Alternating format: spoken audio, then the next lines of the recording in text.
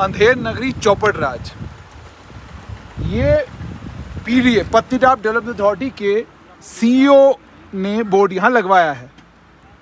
आपने ऐसा कहीं नहीं देखा होगा और इस तरह की परमिशन भी आपने कहीं नहीं देखी होगी। लिखा गया all central state government vehicles, केंद्र सरकार की और राज्य सरकार की जो गाड़ियां हैं, जो मुलाजिम ऑफिशियल ड्यूटी पर हैं, उन सब को एंट्री फीस नहीं देनी है।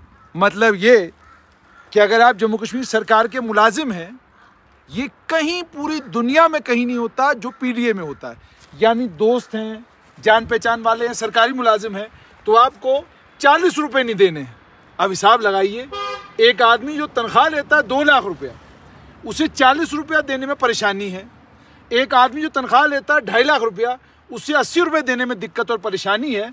और आम आदमी जब इस बैरियर को यहाँ पर क्रॉस करता है, उस आम आदमी को आ जाता है 20 भी पे करो, 40 भी पे करो, 80 भी पे करो।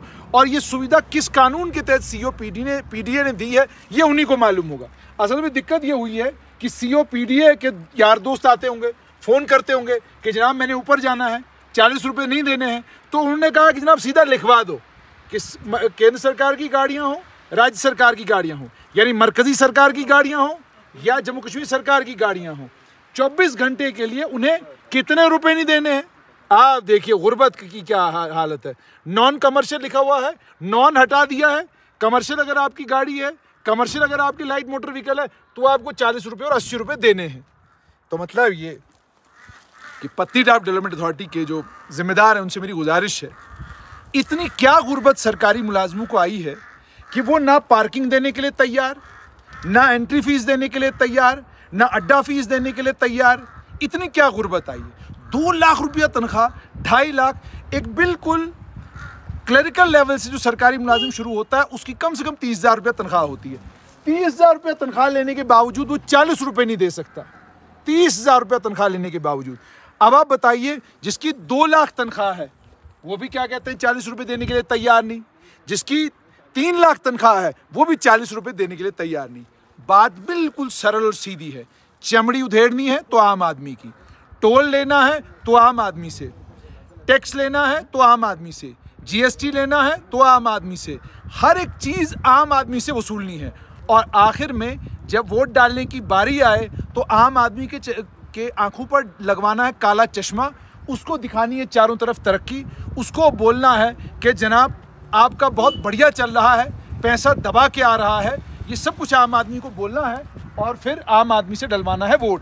ख़ास आदमी जो 40 रुपया गाड़ी का ये टोल टैक्स देने के लिए तैयार नहीं, वो वोट डालने वाले दिन भी बैलेट बॉक्स तक नहीं जाते, वो वोट डालने वाले दिन भी ईवीएम तक नहीं जाते। अभी एक भाई साहब गए, देखिए ये गाड़ी गई है JK20B2330, ये बिल्कुल अभी सामने से गाड़ी गई और भाई साहब ने इससे कोई टोल नहीं लिया। जाहिर सी बात है, इसने कहा होगा जी मेरी सरकारी गाड़ी है, या कहा होगा सीओ पीडीए ने कहा है कि जनाब इनको जाने दो।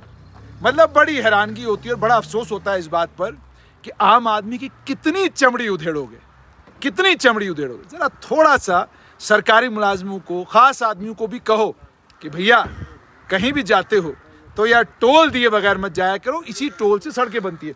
अब जब हम टोल दे के यहाँ से जाएंगे तो इस पूरी सड़क का भी आपको दर्शन कराएंगे कि सीओ पीडीए ये सारा पैसा जब वसूलता है, वसूलने के बाद ये पैसा लगाते कहाँ पर हैं, इसका हिसाब तो कोई लेगा नहीं। क्यों लेगा, किस लिए लेगा, ज़रूरत क्या है। आम आदमी को खड्डों वाली सड़क पे चलने की भी आदत, आम आदमी को यहाँ तो कमाल ये हो गया, एक आदमी से हमने पूछा सड़क कैसी है, कहता जनाब बहुत बढ़िया सड़क बनी है, बहुत बढ़िया कमाल की चमचम करती हुई सड़क है। जब चमचम करती सड़क पर आए 4 खड्डे बीच में, तो मैंने कहा भाई ये क्या चक्कर है। कहता सर इससे पहले डबल खड्डे थे, अब थोड़े खड्डे कम हो गए हैं। तो ये आम आदमी की बेसिकली परिभाषा है। तो सीओ पीडीए से विनम्र विनती और आग्रह कि ये टोल आप ले लें, दबा के लें आम आदमी से, आम आदमी देगा भी, लेकिन टोल के जैसी मेहरबानी करके सड़क भी देते हमें। तो चलिए, देना तो उधड़नी तो चमड़ी आम आदमी की है ना, हम उधड़वाने के लिए तैयार हैं, लेकिन उधड़वाने के बाद अगर हमें सड़क भी ठीक नहीं मिलेगी तो फिर मुझे बताइए ये टोल देने का हमें क्या फ़ायदा। फिर एक काम कीजिए, यहाँ पर एक बोर्ड और लगवाइए जिस पर ये लिखवाइए कि टोल देने वालों से विनम्र विनती और आग्रह, मन को लगता है कि देश की तरक्की में हमें हिस्सेदार बनना है तो टोल दीजिए, अगर लगता है नहीं बनना है तो मत दीजिए।